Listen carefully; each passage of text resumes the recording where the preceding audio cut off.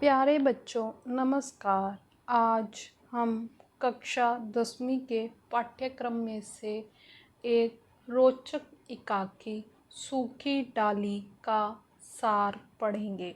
सूखी डाली एकाकी का सार। प्रस्तुत एकाकी सूखी डाली अशक जी के चरवाहे नामक एकाकी संकलन से ली गई है। यह संयुक्त परिवारों से जुड़ी एक प्रामाणिक कहानी है जिसमें नई पीढ़ी और पुरानी पीढ़ी की सोच में अंतर को प्रस्तुत किया गया है। इस एकाकी में अशक जी ने 72 वर्षीय दादा मूलराज के एक विस्तृत किंतु संगठित परिवार को अपनी लेखनी का केंद्र बिंदु बनाया है। दादाजी अपने परिवार के संगठन के लिए सदैव परेशान रहते हैं। दादाजी का व्यक्तित्व विशाल वट वृक्ष की तरह है जिसकी छत्र छाया में प्रत्येक प्राणी सुरक्षित है। उनके परिवार में स्त्री पात्रों में बेला की सास, छोटी भाभी, मंझली भाभी, बड़ी भाभी, बेला बहू, मंझली बहू, बड़ी बहू, बेला की ननद इंदु तथा सेविका पारो, इन पुरुष पात्रों में करमचंद, पौत्रों में नायब तहसीलदार परेश, अन्य छोटे भाई तथा मल्लू आदि हैं। दादा का परिवार संपन्न है। उनके पास कृषि फार्म, डेयरी और चीनी का कारखाना है। समाज में उनकी अच्छी मर्यादा है। उनका पुत्र नायब तहसीलदार और उनकी पत्नी बेला सुशिक्षित बहू है। बेला में अलगाव की प्रबल भावना है।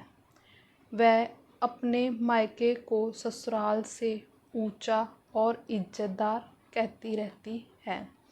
पारो जैसी पुरानी सेविका को भी वह असभ्य कहकर अपनी सेवा से हटा देती है।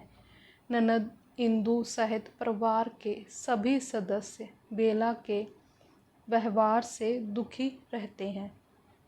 उसका पति परेश भी उसके व्यवहार के प्रति चिंतित रहता है।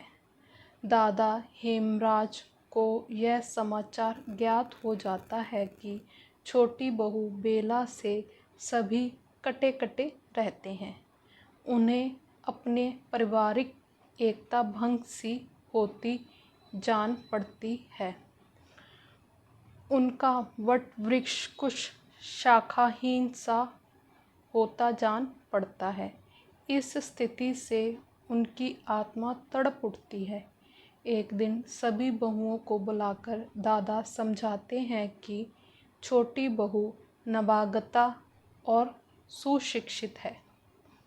सभी लोग उनकी इज्जत करें और उसे कार्य ना करने दें। उसका फर्नीचर भी बदल दें। यदि ऐसा नहीं होता तो इस घर से मेरा नाता सदा के लिए टूट जाएगा। देखते ही देखते सभी लोग बेला का आदर करने लगे और हिलमिल कर बातें भी करने लगे।